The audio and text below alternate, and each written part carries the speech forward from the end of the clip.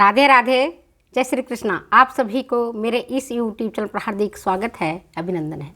प्यारे बच्चों, पिछले वीडियो में मैंने आपको ट्यूबरक्यूलोसिस, जिसको हम बोलते हैं टीबी, जिसको बोलते हैं यक्ष्मा, जिसको बोलते हैं राज रोग, इसके बारे में विस्तार से बताया था। आज की इस वीडियो में मैं टीबी से संबंधित ही प्रश्न को पूछूंगी। जिन बच्चों ने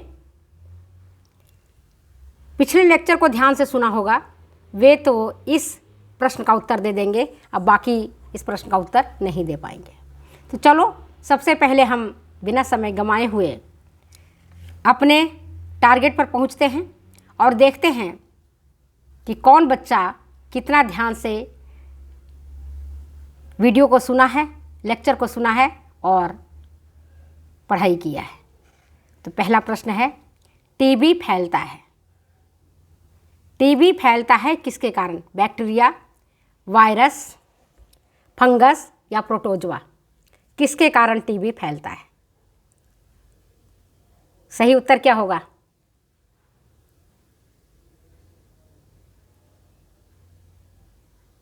सही उत्तर मैं सोचती हूँ इस बार डिस्क्रिप्शन बॉक्स में डालूंगी।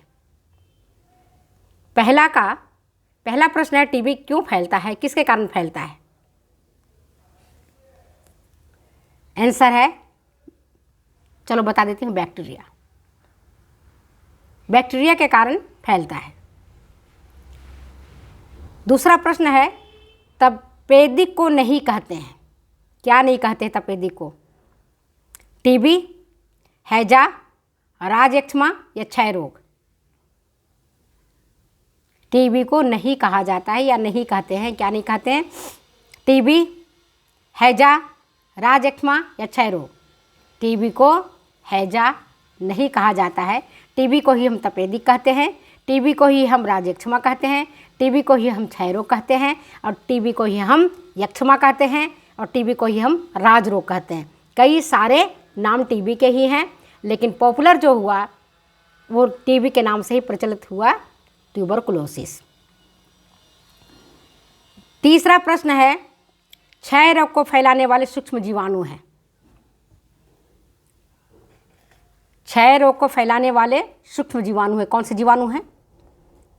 पहला माइकोबैक्टीरियम ट्यूबरकुलोसिस, दूसरा है माइकोबैक्टीरियम बोवाइन, तीसरा है माइकोबैक्टीरियम सेलुला, और चौथा ऑप्शन है केवल 1 और 2।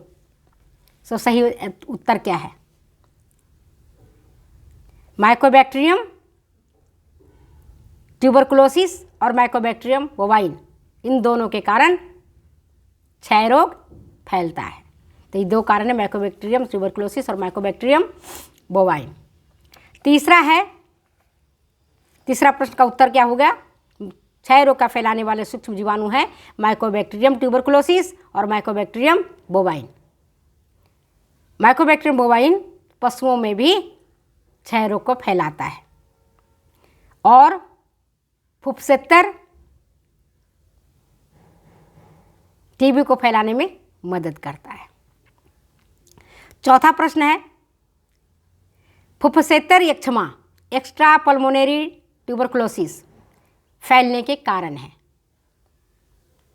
फुफ्सेक्टर यक्ष्मा एक्स्ट्रा पल्मोनरी टीबी फैलाने के कारण है। कौन सा फैलाता है?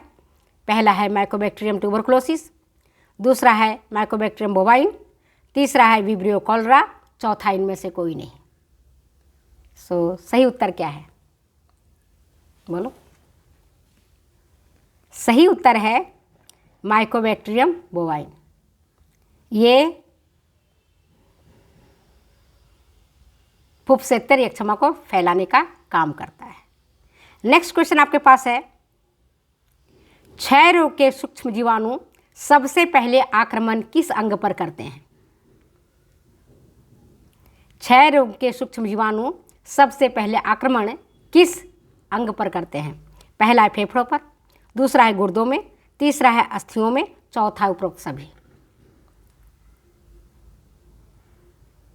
So what is the correct answer? The correct answer is उपरोक्त सभी। फुफ्सेक्टर यक्ष्मा सॉरी, क्षय रोग के सूक्ष्म जीवाणु सबसे पहले आक्रमण करते हैं फेफड़ों पर। सही उत्तर क्या होगा? फेफड़ों पर सबसे पहले आक्रमण करते हैं क्षय रोग के सूक्ष्म जीवाणु। Mycobacterium tuberculosis. लंग्स पर सबसे पहले आक्रमण करते हैं। इसके बाद छठा प्रश्न आपके पास, फुफ्फुसेत्तर यक्ष्मा कहलाता है जब क्षय रोग के सूक्ष्म जीवाणु आक्रमण करते हैं। फुफ्फुसेत्तर यक्ष्मा कहलाता है जब क्षय रोग के सूक्ष्म जीवाणु आक्रमण करते हैं। किस पर? मूत्र संस्थान पर, मस्तिष्क पर, अस्थियों में, या उपरोक्त सभी? सही उत्तर है उपरोक्त सभी। पल्मोनरी एक्स्ट्रा पल्मोनरी जो टीबी है वो मूत्र संस्थान पर भी आक्रमण कर सकता है, बोन पर भी आक्रमण कर सकता है, ब्रेन पर भी आक्रमण कर सकता है।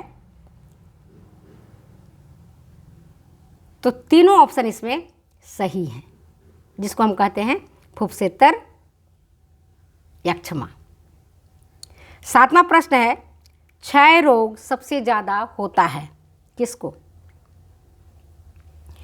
35 वर्ष से कम उम्र की स्त्रियों को, दूसरा है 45 वर्ष की आयु के बाद वाले पुरुषों को, तीसरा है कुपोषित बालकों को, चौथा ऑप्शन है उपरोक्त सभी। तो क्षय रोग सबसे ज़्यादा किनको होता है? क्षय रोग सबसे ज़्यादा होता है 35 वर्ष से कम उम्र की जो महिला होती है उनको, 45 वर्ष से अधिक आयु वाले पुरुष को, कुपोषित बालकों को, इनमें ज़्यादा होता है। इसलिए इसका आंसर जो होगा वो चौथा होगा, उपरोक्त सभी। इसके बाद आठवां प्रश्न आपके बीच में वो ये कि उन श्रमिकों में क्षय रोग अधिक होता है, उन लेबर्स में, उन श्रमिकों में क्षय रोग अधिक होता है जो, ऑप्शन है पहला खेतों में काम करते हैं, दूसरा स्टील फैक्ट्री में काम करते हैं, तीसरा अभ्रक के खानों में काम करते हैं, और चौथा हलवाई की दुकान पर काम करते हैं। किनको ज़्यादा टीबी फैलता है? ये चार ऑप्शन आपके पास हैं। उन श्रमिकों में क्षय रोग अधिक होता है जो खेतों में काम करते हैं, दूसरा जो स्टील फैक्ट्री में काम करते हैं, तीसरा अभ्रक के खानों में काम करते हैं, और चौथा जो हलवाई का काम करते हैं, हलवाई की दुकान में काम करते हैं। तो टीबी रोग सबसे ज़्यादा किसको फैलता है? दोस्तों, टीबी रोग सबसे ज़्यादा उनको फैलता है जो अभ्रक के माइका के खानों में काम करते हैं, लोहा के खदानों में काम करते हैं, माइका के खदानों में काम करते हैं, कोयला के खानों में काम करते हैं। उनमें टीबी रोग फैलने की अधिक संभावना होती है।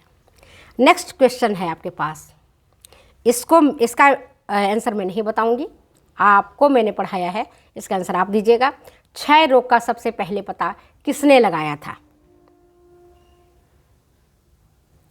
रॉबर्ट कोच ने, रॉबर्ट हुक ने, लेविंजर ने, या इनमें से कोई नहीं? क्षय रोग का पता सबसे पहले किसने लगाया था?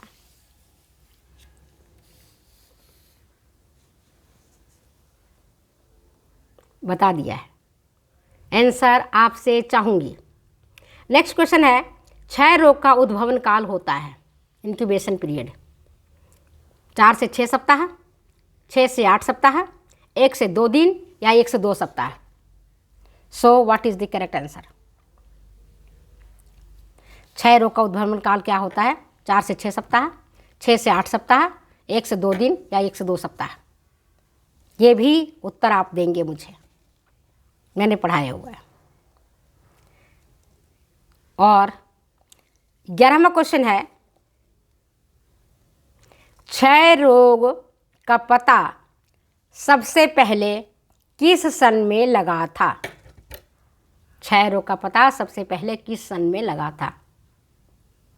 1882, 1948, 1945, 1871?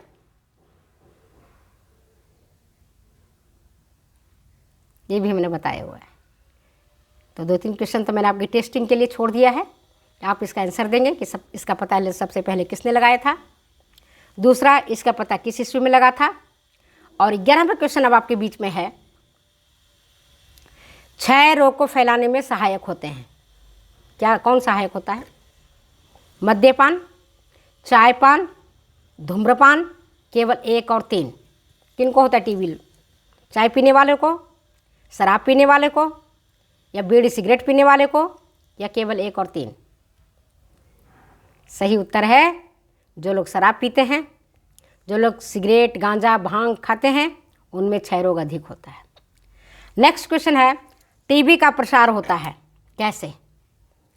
प्रत्यक्ष संपर्क से, अप्रत्यक्ष संपर्क से, रोगी व्यक्ति के सूखे बलगम से, या उपरोक्त सभी?